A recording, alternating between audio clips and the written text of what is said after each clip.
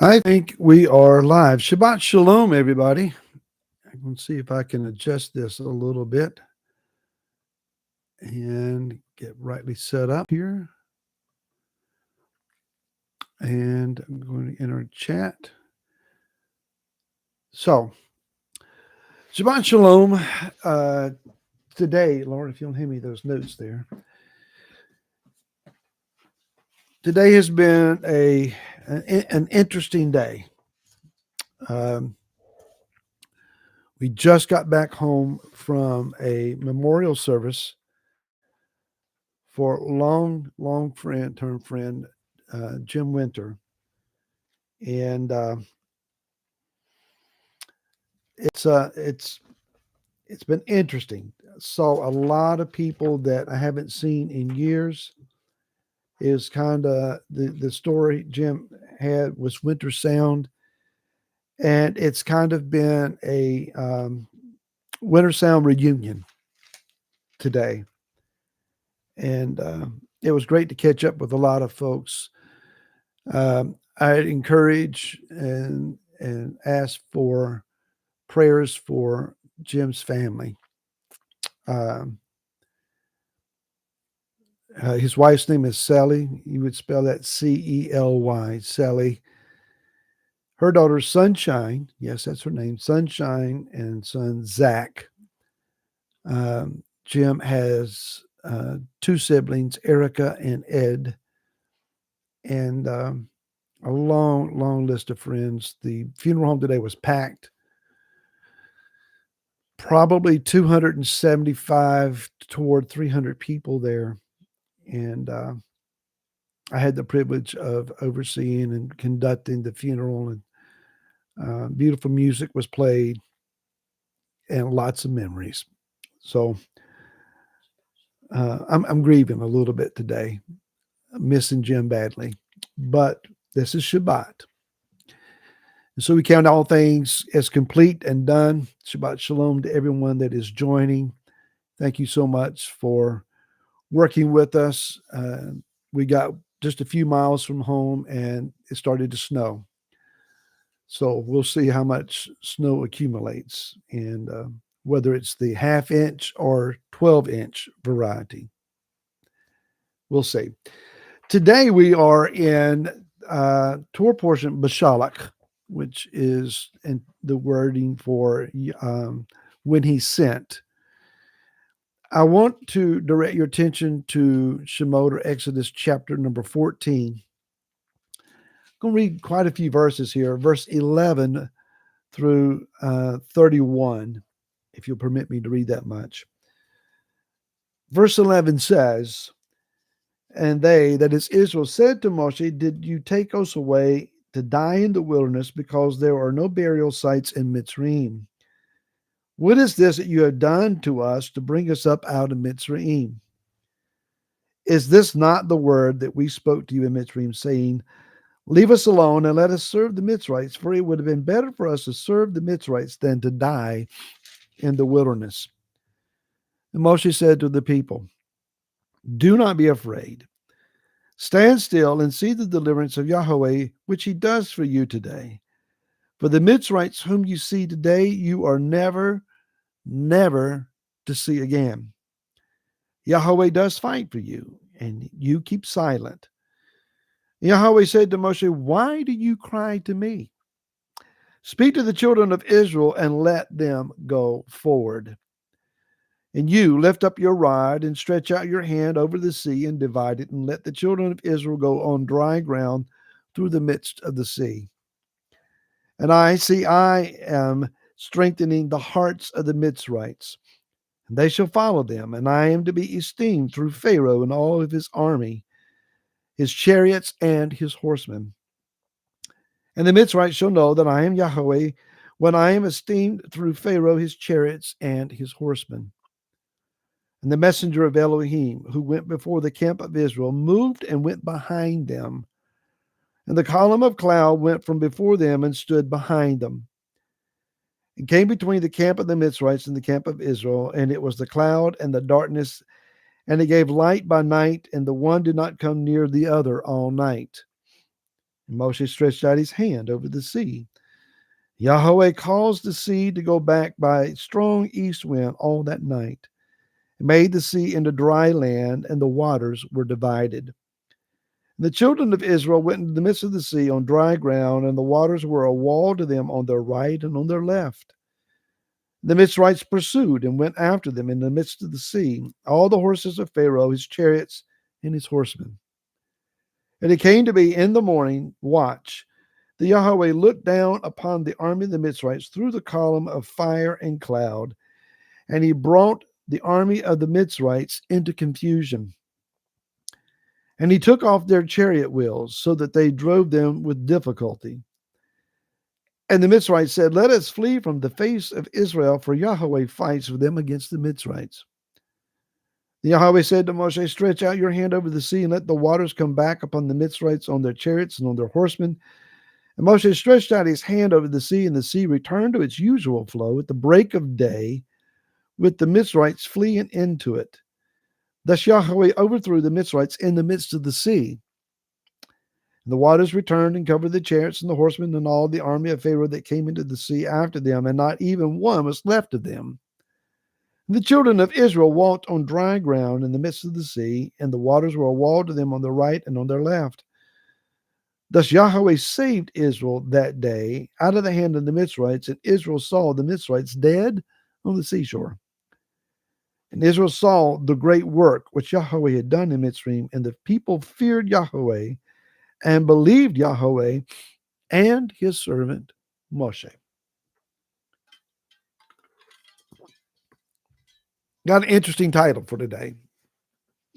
Yahweh Elohim, Night Fighter. And don't ask me why I came up with Night Fighter, but I did.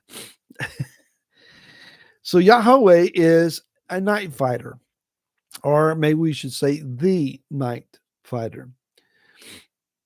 We're going to delve into a subject that Laura and I have been acquainted with for decades, and not only taught it, but experienced it on many occasions.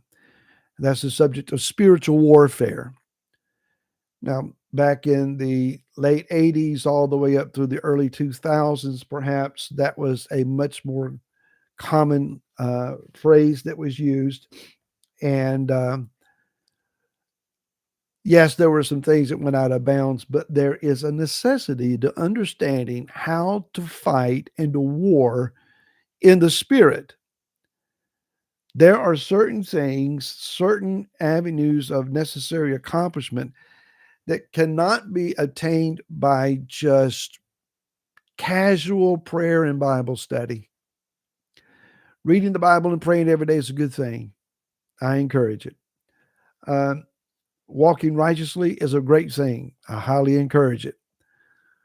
But there's times where you put your armor on and you engage in spiritual battle because there is an understood fight that is necessary. It's lives in the balance. It's a nation in peril. It's a community that is experiencing darkness at a higher level. You're fighting for your children and your grandchildren, maybe for your finances and your building of your marriage. There are things sometimes you just realize I am under a spiritual attack, and you have to fight back. It's the old understanding that the bully in the playground will always be a bully until somebody punches him in the nose. Well, sometimes, spiritually speaking, that has to be us. You have to fight back. So the battle sequence that we read about here is not one that is primarily based on the physical realm. Now, we've just read about how that army drowned in the waters. But this battle that is taking place is primarily a spiritual battle. So a physical army did die a physical death, but the arena of this battle was one that was fought in the heavenlies, and it was the war or the battle that was taking place in the heavenlies, in the spiritual realm, that produced the physical realm in result. And now we're given a clue about this if we'll turn the page backward here, perhaps, to chapter 14 and verse 7. That verse says concerning Pharaoh, he took 600 choice chariots and all the chariots of Mitzrayim with officers over all of them. Now, either that's a redundant statement. If he takes all of the chariots, why mention the 600 choice chariots? Or if he took all the chariots, would that not include the choice chariots? But the Torah is not redundant. The Torah is giving us a clue here. By way of comparison, let's go over to the book of Isaiah. And when I announce the text, I'm not going to have it on the screen. So I'll pause just a moment to allow you to get there. Isaiah chapter 19. And we're going to read the first 3 verses.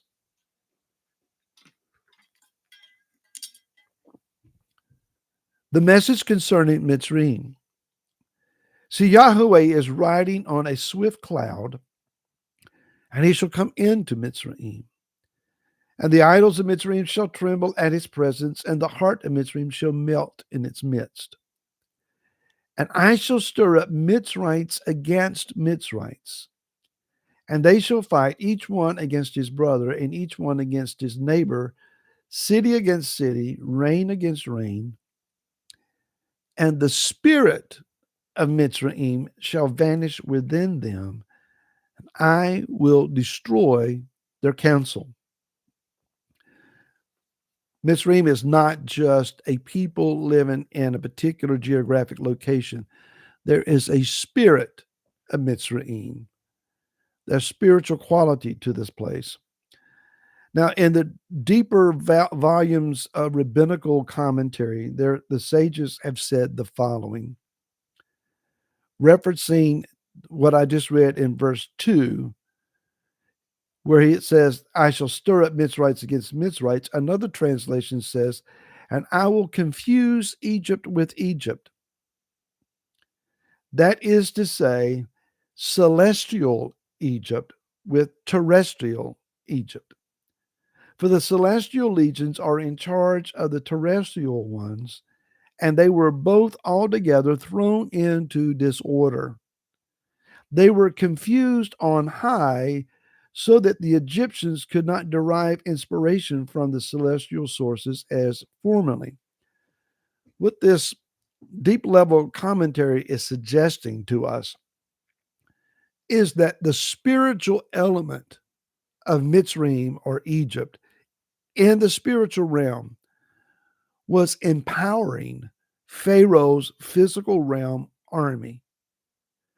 But Yah caused confusion in the spiritual realm, and that hindered that spiritual authority from having an added ability to the physical army.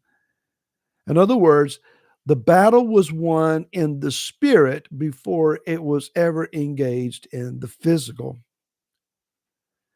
So what we're reading then is that when Pharaoh took 600 chariots and then all of the chariots, it is suggested that this force included 600 physical chariots and then all of the spiritual ones as well. When you're on the battlefield and you see a Mitzrite chariot running towards you, then we understand that in the spirit realm, there are spiritual chariots running overhead.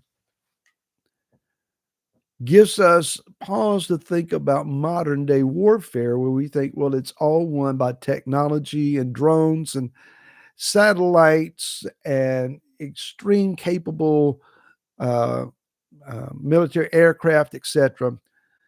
No, it's all of those things are fine and they're important, and we're glad to have them. But our war is not won by military hardware, it's won in the spirit. If we don't win a battle in the spirit, we'll lose it in the physical. It doesn't matter how well armed and equipped that we are. So Yah then destroyed all of the chariots in both realms at the sea. The war in the heavenlies was lost by Mitzrayim as well, manifesting a complete defeat by the drowned military might of Pharaoh. So Yah not only drowned the physical army, he destroyed and in effect drowned the spiritual army of Mitzrayim as well. There's another story illustrating this. The sovereign of Aram surrounded a city called Dothan with his army and chariots because he came to attack the prophet Elisha. Elisha had been aware, prophetically gifted to be aware of the sovereign of Aram's military movements. And he would warn the king of Israel, beware, don't go over there. They're setting a trap for you. Or don't go over this place because their army is over there. That was happening to the place that the king of Aram was saying, how are they finding out what's going on? And someone wisely said, well, they got this prophet Elisha, and he's telling them what we do in secret. He's telling the king.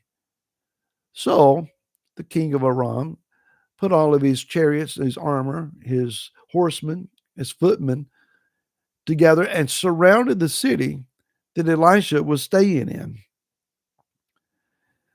In 2 Kings chapter 19, 2 Kings chapter 19, verses 15 through 17.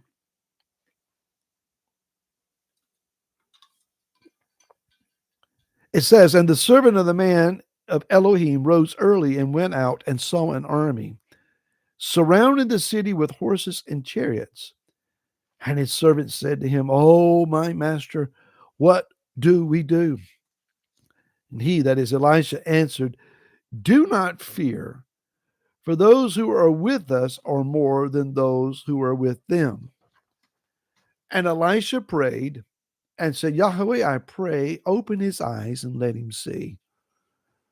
And Yahweh opened the eyes of the young man, and he looked and saw the mountain covered with horses and chariots of fire all around Elisha.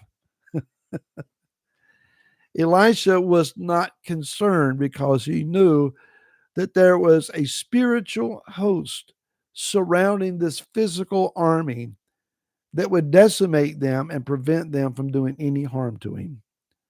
The battle had already been won in the spirit realm.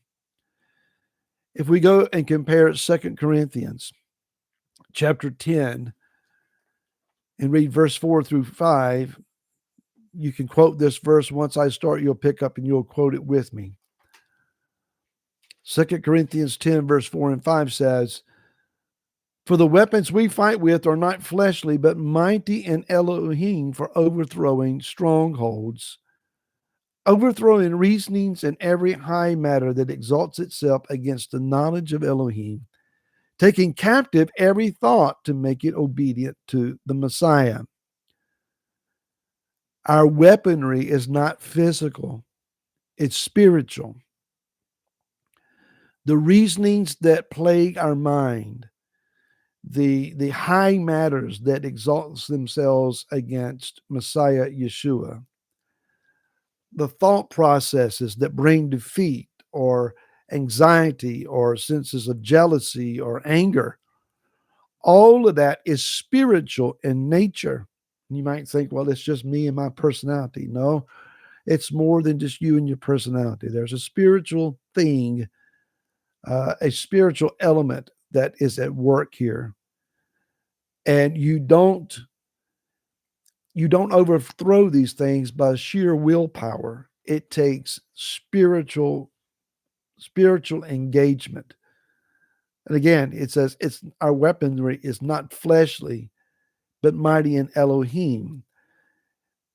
And again, in Ephesians 6:12, a verse you can quote, but we do not wrestle again against flesh and blood, but against principalities, against authorities, against the world rulers of the darkness of this age, against spiritual matters of wickedness in the heavenlies.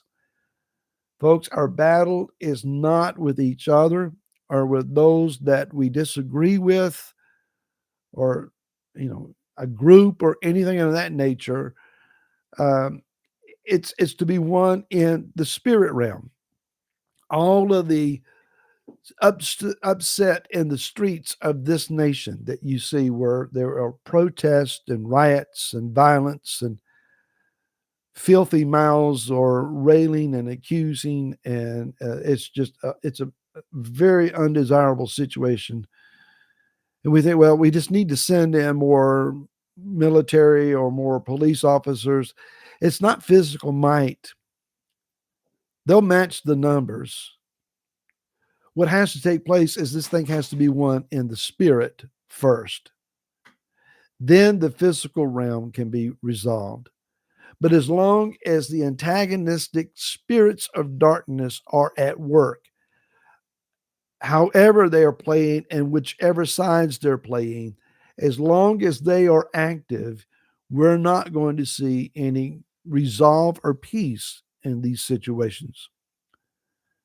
Yeshua was offered the easy means of accomplishing the Father's kingdom, but it would have been one of deception, one of compromise, and darkness masquerading as light.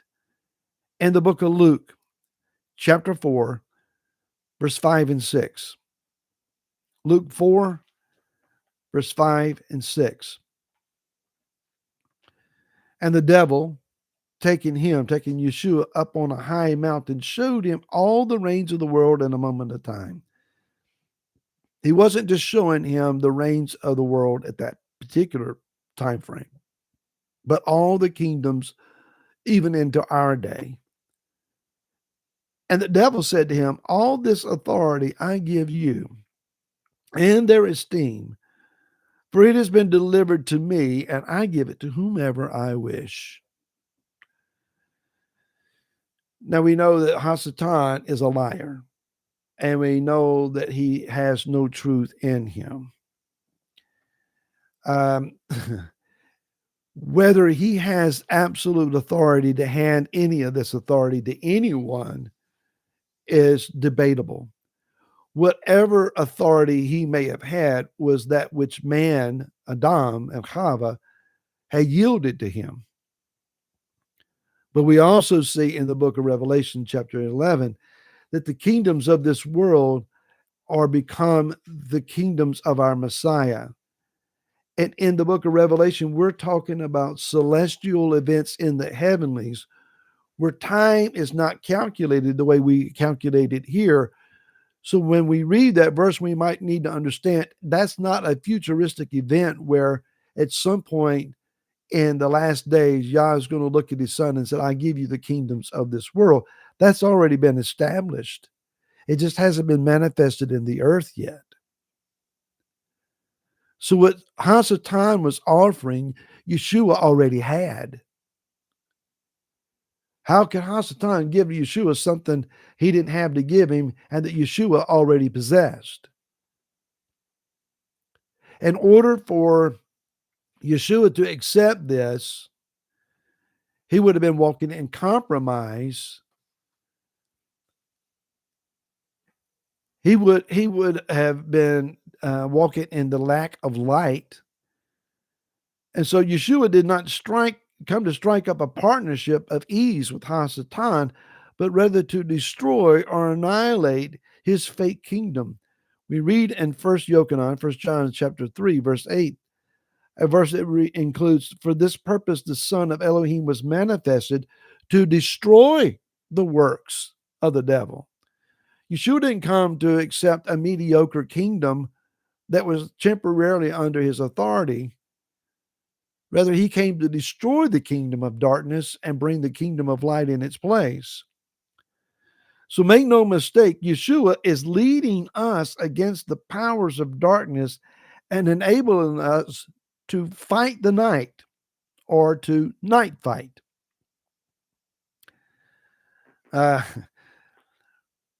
Maybe we are uncomfortable with the idea, well, I just don't want to fight anybody. We're not talking about arm wrestling with anyone physically.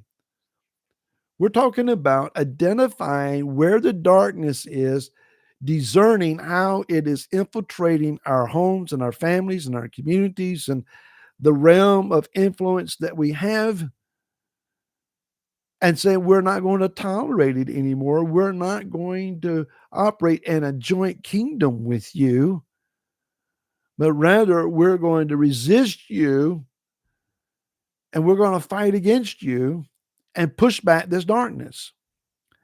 So let's talk about night fighting. In the book of Bereshit, Genesis chapter 1 and verse 5, it says, "And Elohim called the light day, and the darkness he called night." We read Rav Shaul, the Apostle Paul's commentary concerning this in Romans chapter 13, verse 12 through 14. I'll read that address again. Romans chapter 13, verses 12, 13, and 14. He says, "The night, the darkness, is far advanced." Well, brother, I agree with you. "The day has come near. So let us put off the works of darkness or of the night, and let us put on the armor of light. Let us walk becomingly as in the day, not in wild parties and drunkenness, not in living together and indecencies, not in fighting and envy, but put on the Master Yeshua Messiah and make no provision for the lust of the flesh." We're not fighting a fleshly battle here. We're fighting a spiritual battle. And the arena that we're fighting in, that we're warring spiritually in, is the realm of night or darkness. In the book of John, Yochanan, chapter 3, verse 19 through 21. John chapter 3, verse 19 through 21. Yeshua is speaking, and he says, "And this is the judgment, that the light is come into the world, and men love the darkness, the night, rather than the light." Why? Because their works were wicked. "For everyone who is practicing evil matters hates the light and does not come to the light, lest his works should be exposed. But the one doing the truth comes to the light, so that his works are clearly seen that they have been wrought in Elohim." Those who walk in darkness love the darkness. And the reason they are uncomfortable around people of light is because the light that we carry exposes their darkness. You may not be to the untrained physical eye, but those who are discerning realize what's going on. And so people will make a comment along the lines of, after they've used some profanity, for example, "Oh, I'm sorry, I didn't mean to say that in front of you." What's going on? They see the light that's around you, and they recognize, I'm talking out of darkness and they're standing in the light, and the two are incompatible. But that doesn't mean that they're going to leave their darkness and change their language or their actions or their lifestyle. If they love the darkness, they're going to stay in the darkness. Now, what they don't need to see is ourselves going over into the dark side. Actually, they're hoping and praying, in a manner of speaking, that we remain in the light. As long as there's some light people around, they understand that there's a level of guard and protection because, well, you guys are here. But if everybody is in darkness, then you have chaos and you have nothing of a boundary to exist. And believe me, there are forces, political forces, social forces, that are very desirous to turn everything into the realm of darkness. Even in the state of Virginia here, there is a current political push to move us over into the realm where things are chaotic and the boundaries don't exist anymore. So it is incumbent upon the righteous to stand up and to be light. Isaiah says that there is coming a time where the world will be covered by gross darkness, overwhelming darkness. But there will yet remain a people who are seen as light, and there will be those who will leave that gross darkness and come to the brightness of our shining. Why? Because they are realizing, I'll never survive the darkness. I need the light in order to even live. So Moshe held out the rod of Yah's authority. He held it out over the waters. And when you read the word waters there, yes, it references a physical body of waters, but spiritually speaking, waters also represents peoples. And he held it out all night while the east wind blew. It doesn't just say an average wind or a wind of any. It's in particular the east wind. And when the east wind blew, it separated the sea. And the sea, again, is symbolic of peoples. So while there's a physical event taking place, spiritually speaking, in the spirit realm, the rod of Yah's authority, his shepherding authority over the nations, divides them by the blowing of the east wind, that is the wind of his purging and his judgment, the breath of his spirit, his ruach. So while Moshe is acting prophetically, chapter 14, verse 17 says, and I am strengthening the hearts of the Mitzrites, and they shall follow them. And I am to be esteemed through Pharaoh and over all of his army and his chariots and horsemen. That word strengthening there, some of you may be familiar with this Hebrew word. It is the word chazak. Chazak. And it means to lay hold on, to put in bonds, to make strong or firm. At the end of the reading of each book of the Torah, it is chazak, chazak, chazak amatz, I think it is. Be strong and be strengthened is the idea. And so Yah is strengthening, making firm, emboldening, laying hold of this army of Mitzrayim, and he is pulling. Oftentimes we read in the prophets about he's going to put a hook in someone's jaw and drag them down to their demise. The powers of darkness here seem to have waxed strong in their efforts and in their demands. In many nations, it would seem that the liberal powers of government are demonstrating their ability to oppress the righteous and to enact laws against our freedoms and our liberties. So when darkness seems to be strengthened, and when it seems like they're getting an authority and a power that is overwhelming or threatening to us, we might want to discern it's Yah that is strengthening them, because he is emboldening them to act in such a way that will bring about their judgment. In other words, Yah is putting his hand on the scales and tipping it against them. But that process seems to be strengthening their abilities, at least for the short term. So we should understand that Yah is causing them to play right into his hand of judgment. What he is doing is he is exposing them. They're no longer couching their words or hiding their agendas. They're just blunt and blatant out there as to what they're trying to accomplish.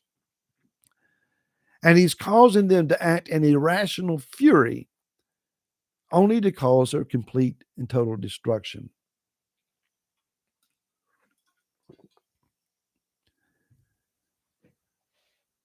So I've read the headlines here recently. I've been watching some news reports. We have a new state leadership in Virginia, and it's not going well. We're only in the first month of this new administration and legislature. There are 50 new taxes that are being considered. 50. And I'm shaking my head. You're taxing everything. Any and everything that we do is going to be a tax on it. Why all this taxation? It's oppressive. Beyond's exposing them. Those who ran as moderates are being exposed as not being moderates. Hark, should we be surprised?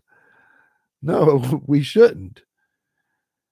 But let's look at what else happens in this scenario that we're reading about today. It says that the messenger of Elohim changes position.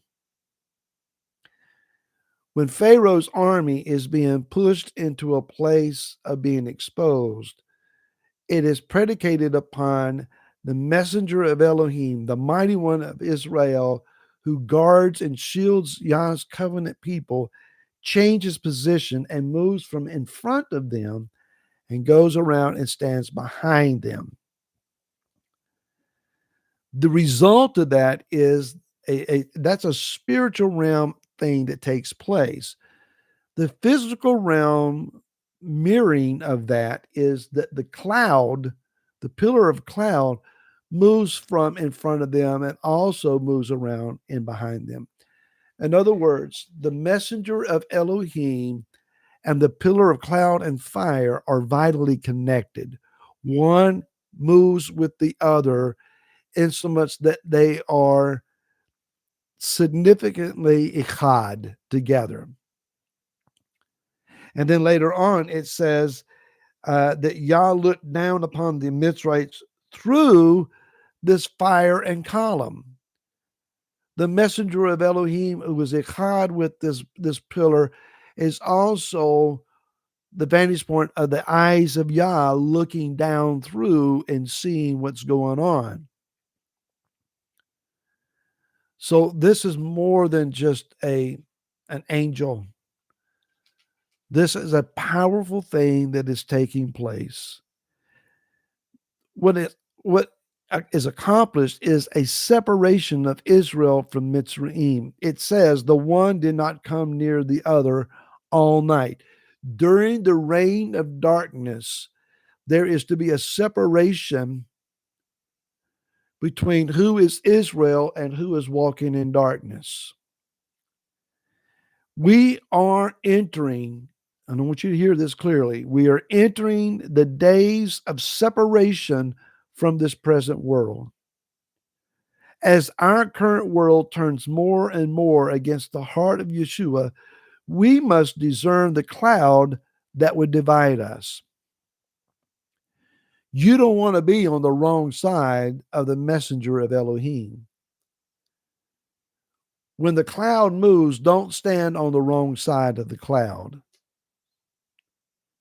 In the book of Revelation, chapter 16, Revelation, chapter number 16, verses 10 and 11 read this way. And the fifth messenger poured out his bowl on the throne of the beast, and his reign became darkened, the days of darkness. But the darkness was so oppressive, they gnawed their tongues from pain. And then it says, they blasphemed the Elohim of the heaven for their pains and their sores, and they did not repent of their works. The darkness we discern is destroying us, but we're not going to repent. Rather, we're going to blame Elohim for this. Sounds like a very reasonable set of minds, doesn't it?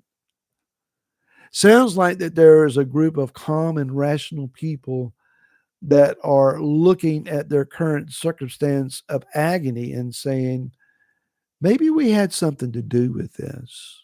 Maybe we need to change something. No, they're shaking their fist at heaven and daring him and blaspheming him. So we must remain where there is light. Find the light and get in it. Find the place of worship where there is light and get in it. Find the word that is speaking to you and get in it. Find people of light and stay with them. Now, this rod of authority, when it is exercised, it activates, it initiates the east wind. So let's read some scriptures about this east wind. The book of Hosea, chapter 13 and verse 15. Hosea chapter 13 and verse 15. Though he bears fruit among his brothers, an east wind comes. A wind from Yahweh comes up from the wilderness, and it dries up his fountain, and his spring becomes dry. It plunders a treasure of all desired objects.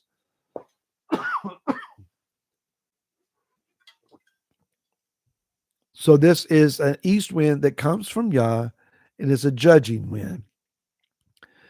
And the book of Ezekiel, chapter 27, verse 26 says, your seamen brought you into many waters, but the east wind broke you in the heart of the seas. Again, a wind of judgment.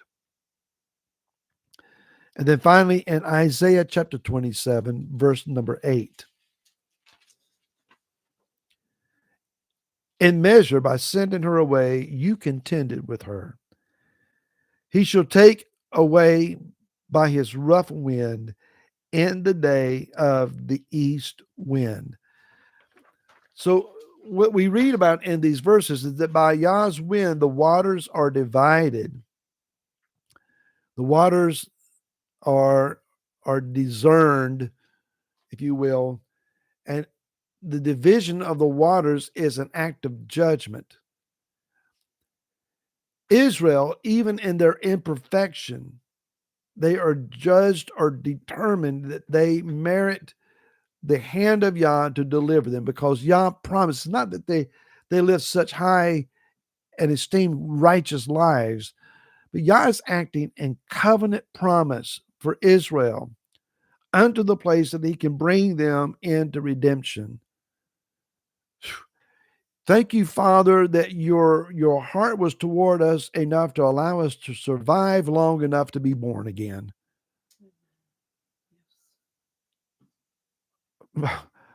I dare say most of us, if not all of us, could have had a testimony of those times where our lives were spared before we were redeemed and born again.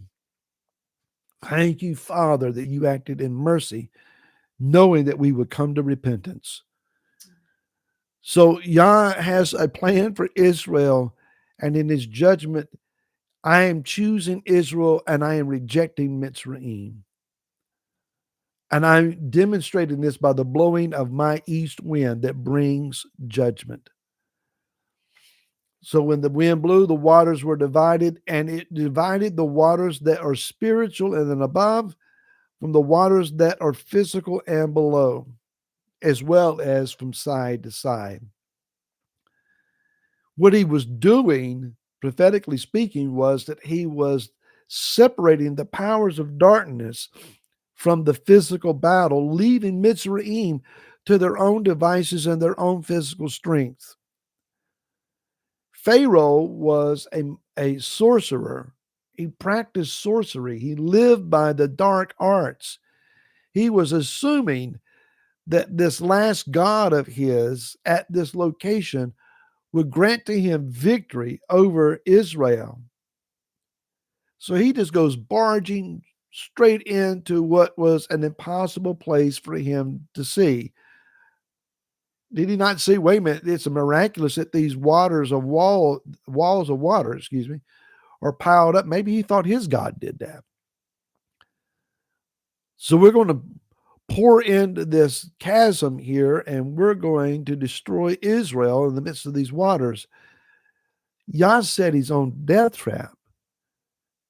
And he was so darkened and so blind by his darkness, he couldn't see that Yah was judging him. So make no mistake about it. Yah fights for Israel. And I keep hearing, and I saw another clip of someone starting down this path yesterday. Well, he loves Israel, but he doesn't love the government of Israel and the land of Israel or those people that are living in that land. That's not Israel. He loves spiritual Israel. Yah is going to fight for Israel.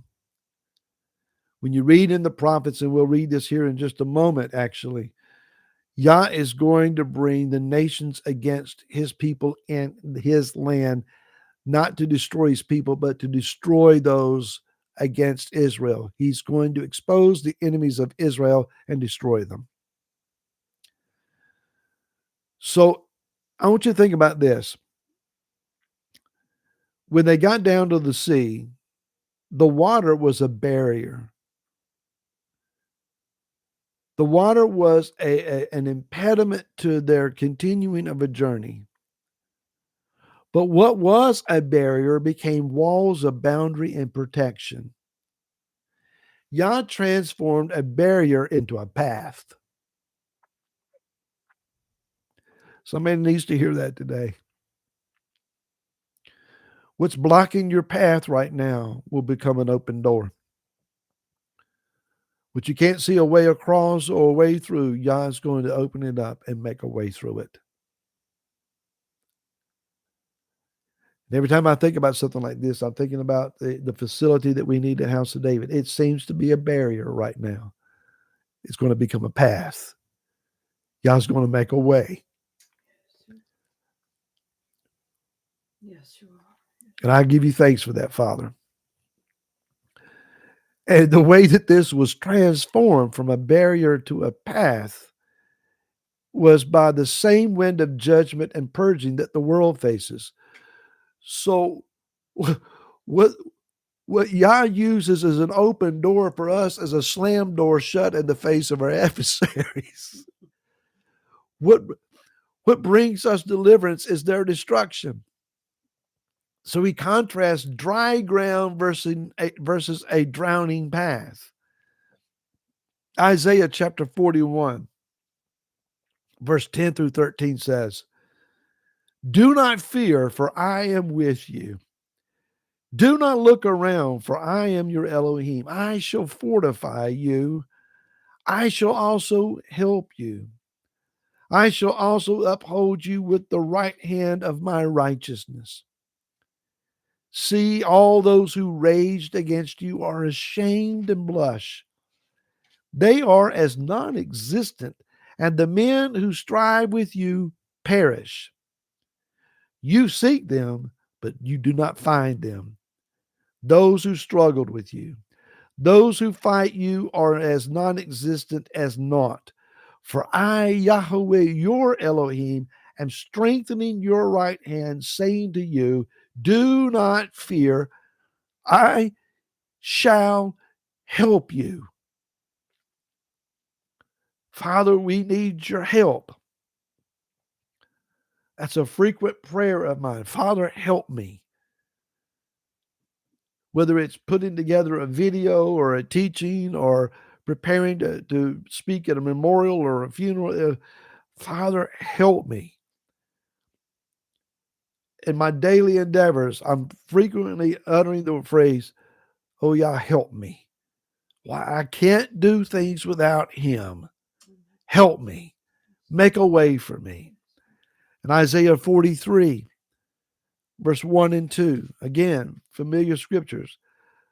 "But now, thus said Yahweh your creator, O Yaakov, and he who formed you, O Israel, do not fear, for I have redeemed you. I have called you by your name. You are mine. When you pass through the waters, I'm with you. And through the rivers, they do not overflow you. When you walk through the fire, you are not scorched, and a flame does not burn you. Cindy, maybe that's a part of your dream. That last part. You walk through the fire, you're not scorched, and the flame does not burn you. So let's finish up with this thought here that things get changed in the night. It says that Yah looked down upon them. It says, in the morning watch. The morning watch is the last watch before morning begins. Traditionally, the night is divided into thirds. And according to the ancient Jewish commentator Rashi, who is again quoting from the Mishnah, each watch is guarded over by assigned messengers. That is, messengers of Yah. It is in the third watch. It's during the time of the third watch that night begins to ebb away and the beginning light of morning begins to appear. That's the time when men began to get up and stir in preparation for the day. Many people, they get up before the sun does. Well, they're getting up in the third watch, the morning watch. In Jeremiah chapter 25, verses 30 and 31, it says, and you shall prophesy against them all these words and say to them, Yahweh roars from on high and utters his voice from his set-apart dwelling place. He roars mightily over his fold, a shout as those who tread the grapes against all the inhabitants of the earth. Tumult comes to the ends of the earth, for Yahweh has a controversy with the nations.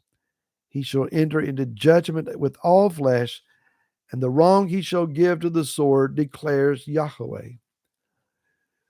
What that verse is saying to us is that Yah is roaring, according to the rabbinical commentators.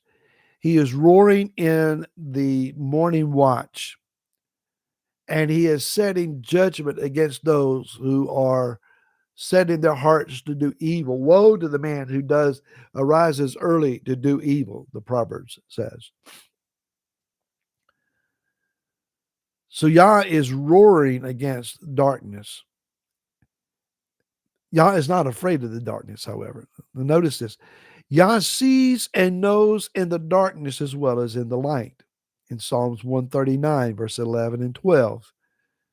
If I say darkness shall cover me, then light would be light to me. Even darkness is not dark for you, but night shines as the day, as is darkness, so is light. Those who think that their deeds are hidden because the hour is late and the night has come, Yah's seeing us as plainly at nighttime as he does in daytime. You can't hide your works. Nothing is done in secret. He sees all of it. No one may know, but he does. No one may see, but he does. And when my mom taught me that, it scared me to death. Every little thing, every thought that I had, every word that I said, he knows it all. That's troubling. Yah, it says, looked down in the last watch, in the morning watch, and roared from heaven and brought confusion to Mitzrayim. It says he took off their chariot wheels.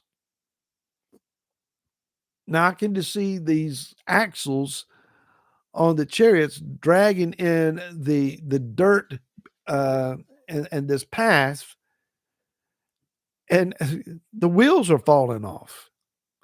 What was he doing? He slowed down their pursuit of Israel. He disabled the chariots so that they could no longer pursue Israel until Israel got out on the other side. He frustrated them. He roared against them. He brought judgment down on their heads. In the book of Zechariah, chapter 12, verse 2 through 4, Yah says, see, I am making Jerusalem, a cup of reeling to all the peoples all around. And also against Yehuda, it is in the siege against Jerusalem. And in that day I shall make Jerusalem a very heavy stone for all peoples. All lifting it are severely injured, and all the nations of the earth shall be gathered against it. In that day, declares Yahweh, I shall strike every horse with bewilderment and its rider with madness. And on the house of Yehuda I open my eyes, but every horse of the peoples I strike with blindness. So the same heart, the same demonstration of judgment where Yah is breaking the wheels and the axles of Pharaoh's chariots to where they're no longer mobile and able to pursue.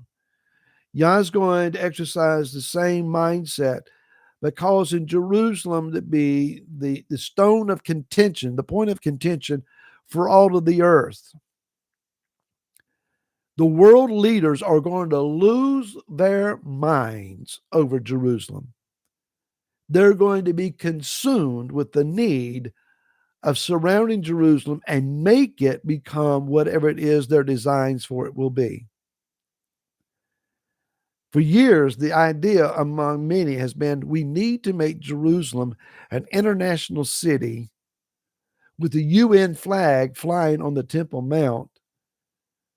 And various world leaders have been chosen. Bill Clinton was mentioned at one time as being president of Jerusalem. Go ahead and format your plans. Go ahead and put your formula together. Yah is going to drag you around Jerusalem. He's going to destroy you. It's not going to work. So I want to finish with these thoughts. There will be days of confusion in which Yah will discomfort and upset the nations. As he does this, do not get all upset yourself. When Yah is upsetting the nations, don't be one of those upset. The result would be bewilderment and the wringing of hands for those that are in darkness. But their judgment is not our judgment. Their destruction doesn't belong to us. Psalms 18, verse 13 through 15 says, Yahweh thundered in the heavens, and the Most High sent forth his voice, hail and coals of fire. And he sent out his arrows and scattered them, and much lightning, and confused them. That's what happens here. It says in verse 25 that he confused them. And that's in verse 24. He brought the Mitzrites into confusion. And the waters, channels of waters were seen, and the foundations of the world were uncovered at your rebuke, O Yahweh, at the blast of the breath of your nostrils. What does he say? Yah's going to sneeze, basically, and it's going to terrify the nations of the earth by the blast of his nostrils. Some months ago, you will remember, House of David, that I began to talk to you about there has been a shift. And many of you acknowledge, yes, in the realm of the spirit, there has been a shift.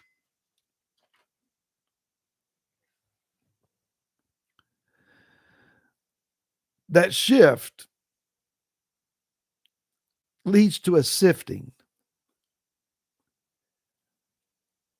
What's happening? Yah is sifting and separating those who seek righteousness from those who will only seek for themselves.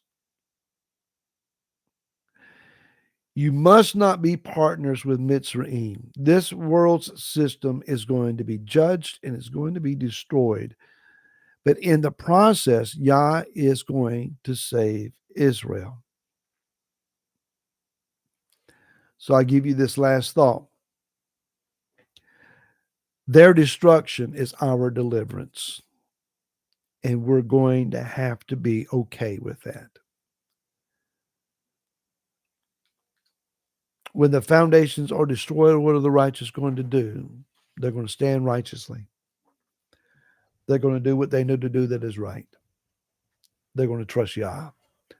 They're going to believe Him. So that's the word that Yah has given to me for today. And I want you to do this not pre-recorded, but to do it live so that those of you who have questions or comments, if you want to put those in the chat, we'll take a few minutes and try to address those. So if you have a question, type fast. We'll pause for a few minutes and see if anyone has something you want to share.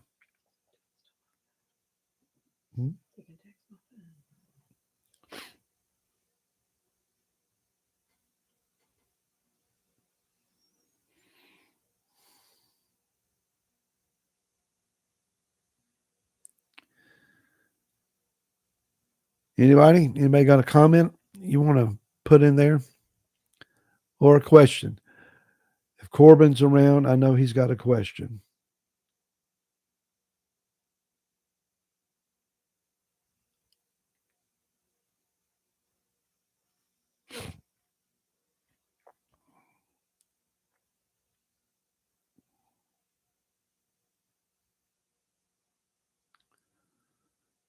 All right.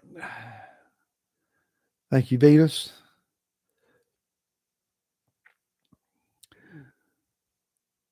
All right. I'm not sure what the snow is going to do today.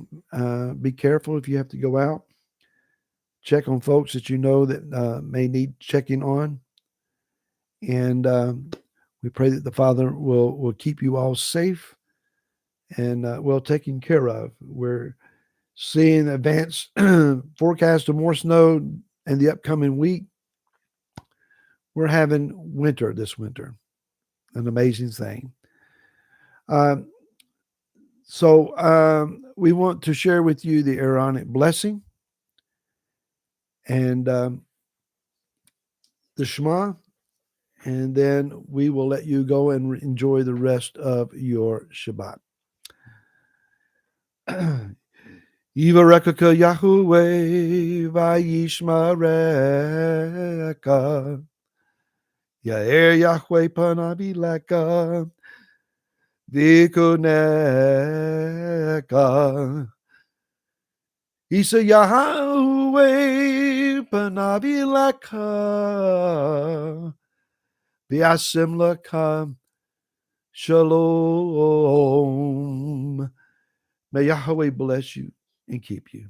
May Yahweh make his face to shine upon you and be gracious to you. And may Yahweh lift up his countenance upon you. He may grant unto you shalom. I'm facing east. If you can, do so with me. Shema Israel, Yahweh Eloheinu, Yahweh Echad, Baruch Shem Kavod, Malchuto, Le'elam Va'ed. We hope very much to be able to be with you live and in person next week for Shabbat. Continue to remember the Winter family in your prayers, and we very much hope to see you soon. Until then, Shabbat Shalom, y'all.